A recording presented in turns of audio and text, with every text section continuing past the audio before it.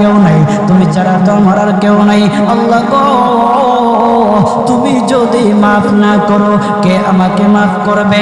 তুমি যদি মাফ না করো কে আমাকে মাফ করবে?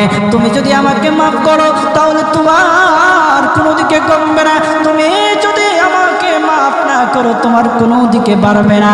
আল্লাহ গো, তুমি আমাকে মাফ করে দাও। সারাটা জীবন অন্যায় কাজ করেছি, সারাটা জীবন নাফরমানি করেছি, আমার কাছে কালেমার দাওয়াত কম আসে নাই, আমার কাছে কালেমার দাওয়াত কম আসে নাই, আমাকে লোকেরা কম বোঝায় নাই। ওগো আল্লাহ, তুমি আমাকে মাফ করে দাও।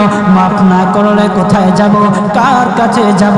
বাবা যখন মারে তখন মার কাছে আশ্রয় নেওয়া যায়, মা যখন প্রহার করে তখন বাবার কাছে আশ্রয় নেওয়া যায়, বাবা মা যখন প্রহার করে তখন দুনিয়ার কারো না কারো কাছে আশ্রয় নেওয়া যায়। ওগো আল্লাহ,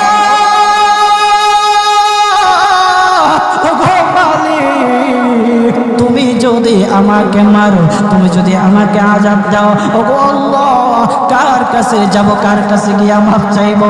ওগো আল্লাহ, মেহেরবানি করে মাফ করে দাও।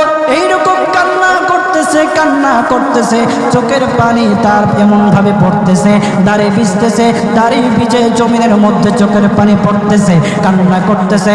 বান্দাটা কান্না করতে করতে করতে করতে আমার আল্লাহর কাছে এমন গ্রহণযোগ্যতা অর্জন করেছে, মহান আল্লাহ রাব্বুল আলামিন তার ডাকে সাড়া দিয়া তার জিন্দেগির সব গুনাহ মাফ করে দিয়েছে।